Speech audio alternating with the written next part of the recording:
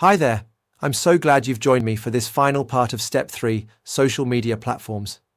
So far, we've covered the community building power of Facebook and the visual storytelling of Instagram. Now, we're going to explore what I call the overlooked gem of the nonprofit world, LinkedIn.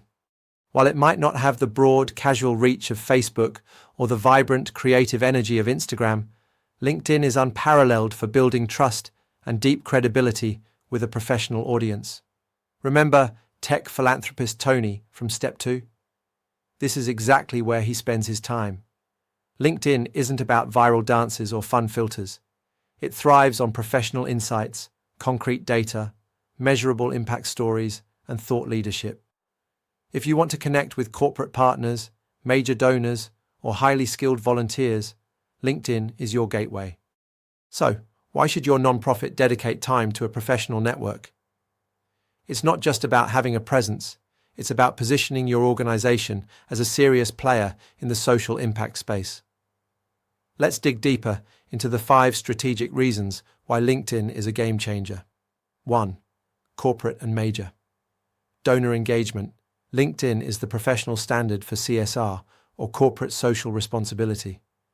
Businesses today are actively looking for impactful ways to give back, not just for tax benefits, but to show their employees and customers that they care.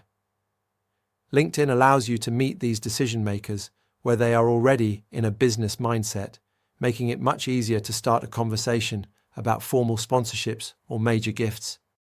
2. Professional networking and strategic partnerships.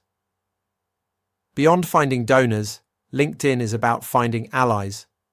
You can build relationships with industry leaders and other NGOs. Think of it as building a network of influence. These strategic partners can help scale your mission through co-marketing campaigns, shared resources, or even policy advocacy. On LinkedIn, you aren't just a charity asking for help. You are a partner offering a solution. 3. Recruiting skilled volunteers, capacity building. Many nonprofits struggle with limited budgets for specialized tasks like legal advice, IT setup, or financial auditing. LinkedIn is the world's largest database of professionals who are often looking for skills-based volunteering opportunities. This is a win-win. The professional gets to use their expertise for good, and your NGO saves thousands of dollars in professional fees. 4. Showcasing credibility and accountability. In Step 1, we talked about building trust. LinkedIn is where that trust is verified. By sharing detailed impact reports, white papers, and statistics, you prove to the professional world that you are effective and transparent. When a donor sees a well-organized LinkedIn page, they see an organization that is managed with the same rigor as a successful business. And 5. Thought leadership and influence. Finally, LinkedIn gives you a platform to move from doing the work to defining the conversation. Through articles and industry insights, you can position your NGO as an expert. This helps you influence how people think about the issues you solve, which is critical for long-term advocacy and systemic change.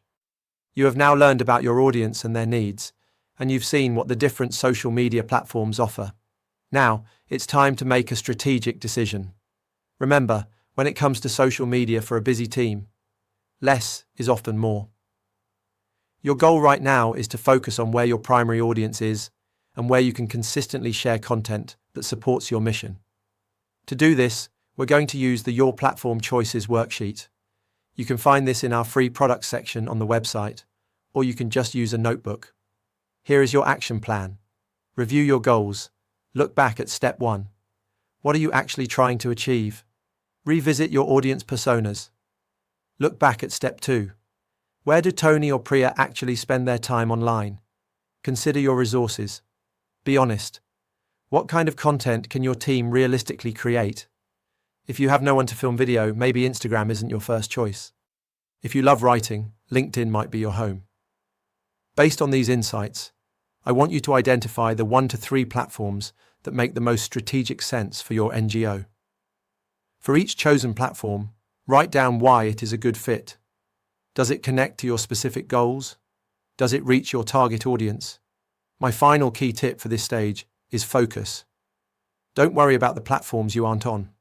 Worry about being authentic and valuable on the platforms you did choose.